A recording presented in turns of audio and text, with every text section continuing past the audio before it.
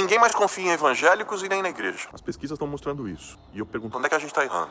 a pesquisa Atlas Intel revelou que 72% dos brasileiros não confiam nas igrejas evangélicas e colocaram as igrejas no penúltimo lugar entre as instituições avaliadas. Congresso Nacional, Forças Armadas também estão entre os que mais perderam credibilidade. Mas o que nos preocupa é por que a igreja chegou a esse ponto. Nos evangelhos, as pessoas ficavam impressionadas com o jeito de Jesus, porque ele falava com autoridade e, como diz o evangelista Mateus lá no capítulo 7, não como escriba, não como religioso. A credibilidade dele vinha da humildade na postura, da generosidade dos gestos, do acolhimento amoroso a quem quer que fosse. A autoridade dele vinha da coerência entre o que ele falava e o que ele vivia. E aí que nasce o problema de credibilidade, da falta de coerência. Será que a gente está expressando na nossa forma de viver aquilo que a gente prega? Tinha um tempo em que ser cristão era quase uma pré-aprovação moral. Ser cristão era ser alguém de confiança, com peso de palavra. Ah, lembra? Fulano é crente? Fica tranquilo, é sujeito de palavra, é honesto. Mas e hoje? O que mudou?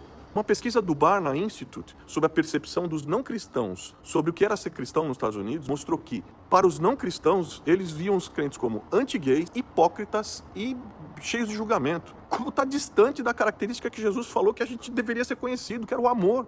A gente prega o evangelho do amor, mas muitas vezes a gente se torna os primeiros a apontar o dedo da condenação ou escolher as teclas da ofensa. A gente fala sobre graça, mas nos falta paciência, misericórdia com quem pensa diferente da gente. Pior, a gente está defendendo méritos, meritocracia. A gente diz que segue um Cristo que acolhe, mas a gente rejeita qualquer um que pensa diferente. E pior, a gente está mais disposto a construir muro do que ponte. A gente proclama a justiça de Deus, mas a gente se cala diante da corrupção e das injustiças sociais que se aprofundam. A gente anuncia um Salvador que perdoa até os seus inimigos, mas a gente cultiva rancor, sede de vingança. A gente justifica violência, uso de arma, guerras de todos os tipos. E se Jesus não tem sido visto através de nós, como é que a gente pode esperar que o mundo confie na gente? Talvez a gente esteja falando demais sobre política, defendendo os nossos ídolos de estimação. Talvez a gente esteja gritando para impor credibilidade quando que a gente deveria para estar vivendo com coerência, com humildade, com autocrítica para construir credibilidade.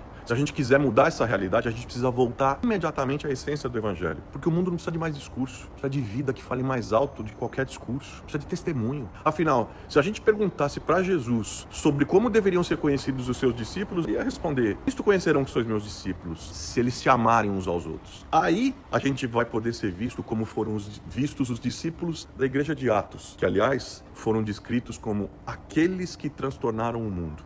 E transtornaram por quê? Pelo seu estilo de vida, pela sua forma de ser, e credibilizava a mensagem que eles anunciavam. Esse é o nosso desafio.